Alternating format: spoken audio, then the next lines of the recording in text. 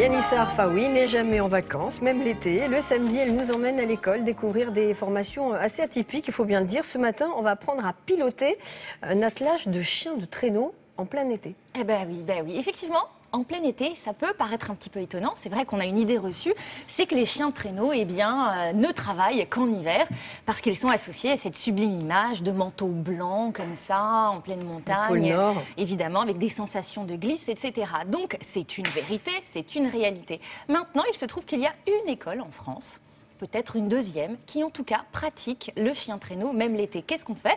On échange les manteaux blancs pour la verdure et les forêts et la montagne. Et le plaisir est intact, il est un petit peu différent. Vous n'avez... Alors effectivement, vous allez voir, c'est ce qu'elle explique dans le sujet, que la seule condition pour ne pas sortir les chiens, c'est la canicule. Donc évidemment, quand il fait 40 degrés, non. Seulement, ils changent de poil en été et ils peuvent, à 30 degrés, très facilement sortir. Et au contraire, ils en ont besoin. Donc les chiens de traîneau travaillent également l'été. Ça, c'est la première idée reçue. La deuxième, c'est que l'été, on ne travaille pas ou on n'apprend rien et on ne va pas à l'école. Eh bien, c'est faux, puisque voilà, il y a cette école qui se trouve... au gîte de la Gaillarde à la Renarde, c'est près d'Aix-les-Bains pour vous situer géographiquement. Effectivement, que vous soyez petit ou grand, de 7 à 77 ans, il y a plusieurs activités, plusieurs cours.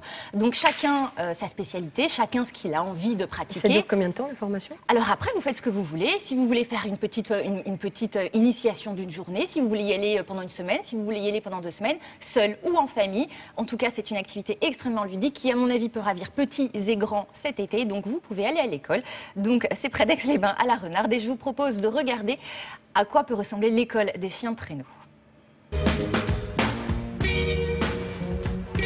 Le chien nordique, c'est le chien d'autrefois. C'est le chien qui a été utilisé depuis des millénaires par les peuplades pour se déplacer. C'est du chien de survie en milieu polaire. Ça fait à peu près 2000 à 3000 ans qu'on a des traces vraiment précises de toutes ces techniques d'attelage. Donc c'est vraiment un moyen ancestral de locomotion. Aujourd'hui, c'est devenu un sport. Tu te positionnes sur ta trotte, un pied en arrière, un pied contre le montant. Allez les chiens, tu lâches les freins et tu roules. Et si par exemple, le chien il va dans une direction et nous on veut aller dans l'autre, on tourne juste le guidon et il nous suit. Tu tournes le guidon, toi tu vas où tu veux. Par contre, tu peux lui dire non s'il fait n'importe quoi. D'accord ? Cette école, elle existe depuis 1991. C'est une école qui n'existe nulle part ailleurs dans le sens où on a fédéré des professionnels et on fonctionne comme une école de ski. N'ayez pas de stress. Si vous êtes calme, les chiens seront calmes. Si vous êtes excité, les chiens seront excités. Allez, c'est parti.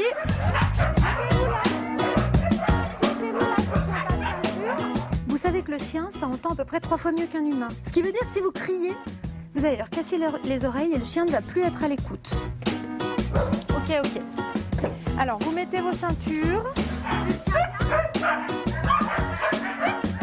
Twix, avance. Avance, Twix. Allez, Twix.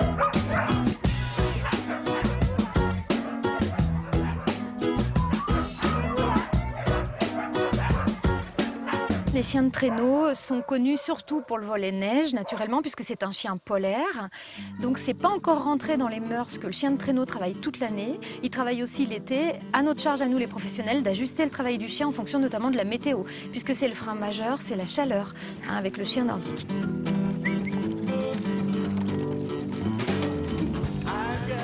Nous proposons 2 volets dans les activités. Il y a des activités où les gens sont passagers, donc ils découvrent, ce sont des activités découvertes de la glisse. Et le second volet, c'est effectivement le volet court, où on enseigne la pratique de différentes activités. Donc on essaye que les enfants ou les gens qui viennent vers nous aient vraiment un contact privilégié avec le chien, donc sous forme de canier randonnée ou sous forme un peu plus sportive de trottinette.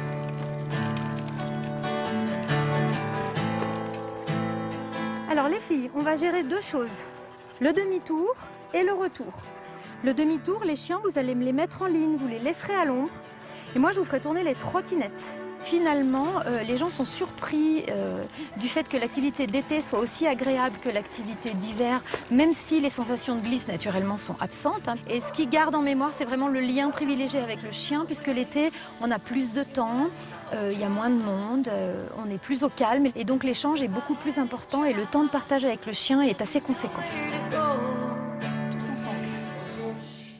Les chiens incroyables qui sont connectés à leur maîtresse. Mais totalement. Il y a un lien très fort qui unit donc Sandra, la maîtresse des lieux, et donc la patronne de tous ces chiens. Effectivement, il y a un lien très fort entre eux. Ils sont totalement connectés à elle. Elle l'expliquait, ce sont des chiens primitifs et qui ont donc ce flair très particulier, cette intuition. Une petite anecdote, elle m'expliquait par exemple que le matin, quand elle se réveillait, eh bien, il suffisait qu'elle ouvre les yeux et 2 secondes après, tous les chiens se mettent à aboyer parce qu'ils savent qu'elle s'est réveillée.